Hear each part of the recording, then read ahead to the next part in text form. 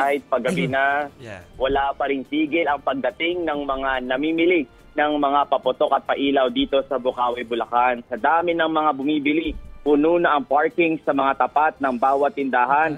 Kaya naman walang magawa ang ilang nakasasakyan na mag-antay. Dahil dyan, bahagyang nagdudulot ng pagkaantala yung daloy ng trapiko sa harapan nitong lugar.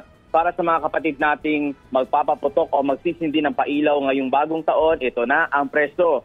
Nasa 40 pesos hanggang 1,800 pesos ang preso ng fountain, depende sa laki at tagal ng pailaw nito. Nasa 600 hanggang 1,500 pesos ang preso ng 16 shots na aerial fireworks. Hanggang 7,000 pesos sa 49 shots at hanggang 12,000 sa 100 shots. Paubos na raw ang stock ngayon ng sawa at kwitis dahil marami nang nakabili.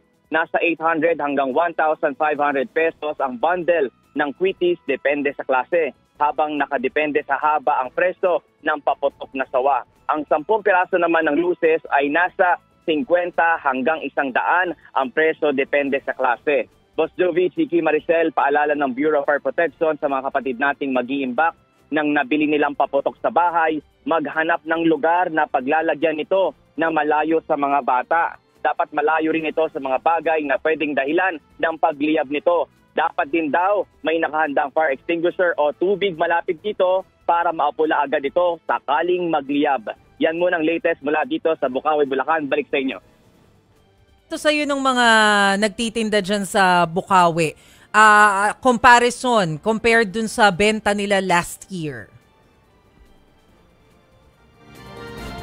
Maricel, kanina nga tinanong natin yung mga nagtitinda dito. Nasa magkano ba yung range ng pagkakaiba ng preso 2023 versus 2024? Ang sabi nila, nasa range daw ng 400 hanggang 500 pesos yung difference kasi nga daw mas maraming supply ngayong taon.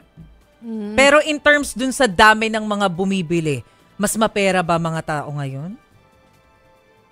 Nung pinagkumpara ko kung ngayon, 26, kung last year ba ganito rin yung dami ng mga tao, sabi parehas lang naman pero in-expect talaga nila 29, 30 at 31, December 29 to 31, doon talaga dadagsa yung mga tao.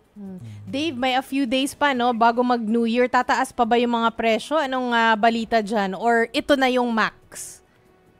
Alam mo, magkaiba yung sinabi ng ilang mga tindahan na pinagtanungan ko kung as we go near the New Year, matataas ba? Ang sabi ng isang tindahan, hindi, stable na kung ano yung presyo ngayong araw na to, yun na yun hanggang 31. Pero meron naman nagsabi na possible na tataas pa yan at 29, 30, 31. Siyempre, mantalihin nila kapag marami na ang bumibili.